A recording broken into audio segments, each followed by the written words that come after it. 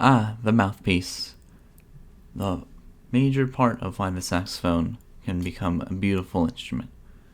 And just like this video, we're going to complete the whole history of the saxophone as is presented right now. This is the present model of the saxophone, and it is made by Yamaha. Don't forget the neck strap. It's all set in stone. It's all very nice and comfortable. And we're going to end it off with how this instrument became a popular commodity towards a lot of musicians, and how a lot of people were inspired by this one metal woodwind homunculus, and in all of its glory, cork and all, especially with the brassy sounds, making sure that every single sound is good, from jazz to bebop, and how each sort of musician from the era of 1920s to present day really uses the saxophone to its fullest extent, and how to use it specifically. And then for next week's lesson, we'll talk about more of what we've been learning from the saxophone itself. Welcome to Art Sphere. I'm Joey McQuillan, and we're discussing more about the saxophone itself. Here we go. Saxophone all in its glory from the 1930s onwards, and how it affected the overall global climate and how saxophones are revered as today. Overall, the saxophone had a little bit of a kerfuffle later on because of its widely historical amounts of just critics that were around for it, and how it was dated overall, and the design was a little bit more of an amalgamation of a woodwind instrument and a brass instrument, so a lot of people didn't really use it, and the effects of this saxophone was overall blaring, i.e.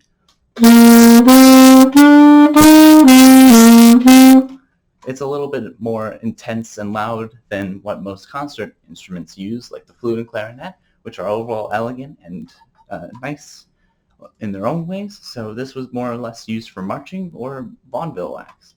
But as time grew on, the uses of saxophones have exploded from being one of the most underutilized woodwind instruments for any sort of music, like orchestral music or classical, and early on in this saxophone's life, war marches were the only thing that people did for music at the time. So once a lot of people could explore the world and go to different places, and they found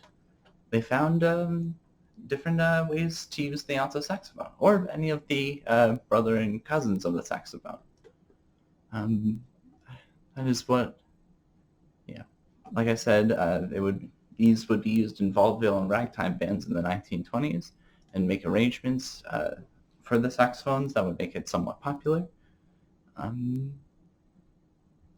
Having the saxophone find itself in the hands of America, surprisingly enough, made it so popular in the first place, with the existence of jazz music and overall how it came to be. So let's see how it came to be in the first place with jazz music. So what happened after America really took the saxophone by storm, and what became of this giant brass beast? It took its own subgenre from America in the 1940s called bebop. Bebop is a type of jazz that is characterized by complex harmony and rhythms, and overall what sort of time signature you use, and what sort of specific things you do with the saxophone. But with most people criticizing the existence of bebop and a little bit of rhythm and blues, or as the 1940s people, or 1940s and beyond people call it, to make it a little bit shorter, R&B. So it was a lot better. being slow and steady from jazz, and bebop being more fast and erratic compared to jazz. It was a little bit of a subgenre. So let's talk about jazz itself. Jazz is when you specifically make a beat towards an upright beat towards the tone of the song, so it fits well with the affinity of a saxophone. So if you make the saxophone a lead, it's a lot better. If you make the trumpet a lead, it's a lot better too. There are specific instruments that affiliate towards jazz that really helps broaden the jazz aspect.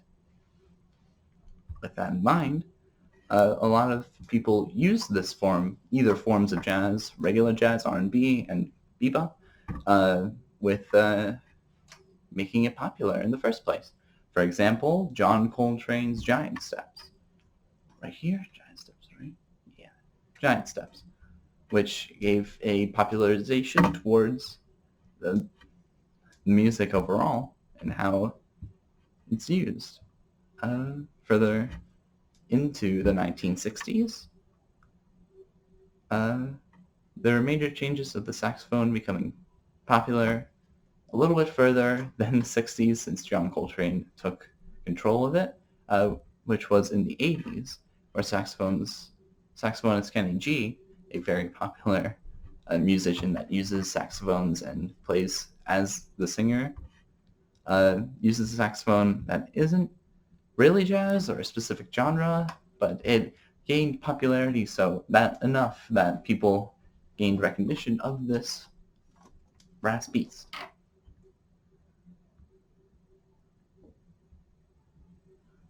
But like I said, it got popularized because of its own sort of specific genre and how it became more of a pop song than either jazz, R&B, or bebop at all.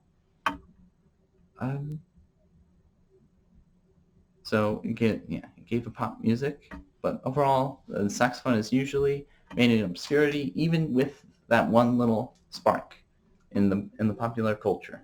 But further on to the timeline, there is more pop music that uses the saxophone as like either a solo instrument or a way to just make the song a little bit more interesting.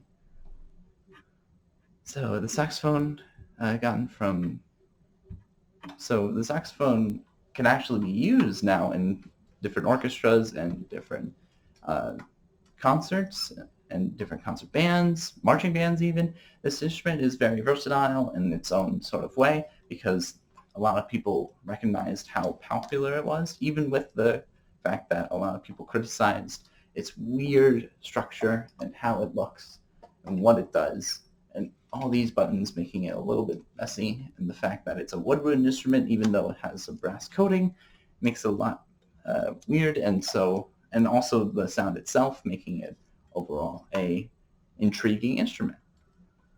And with those two very popular musicians like John Coltrane and Kenny G putting the saxophone on a relativistically good map, the saxophone was still like a black sheep of the community overall, just being a instrument that still is a little bit subjugated to its own criticisms, and the fact that a lot of it is overall justifiable criticisms, since a lot of it can be either used for loud blaring or soft soothing, but it's more on the blaring department. So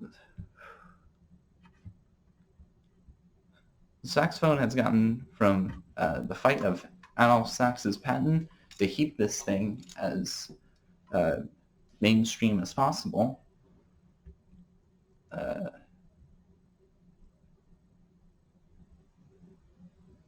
To now a recommended instrument around the globe by students and people anywhere. Still a black sheep, like I said, still a black sheep among any other instruments. The hybrid of woodwind levity while having a brass guttural sound at a change of when makes the saxophone stand out in the crowd. So it's good to have a black sheep in the group and stand out in a way significant to many other people think.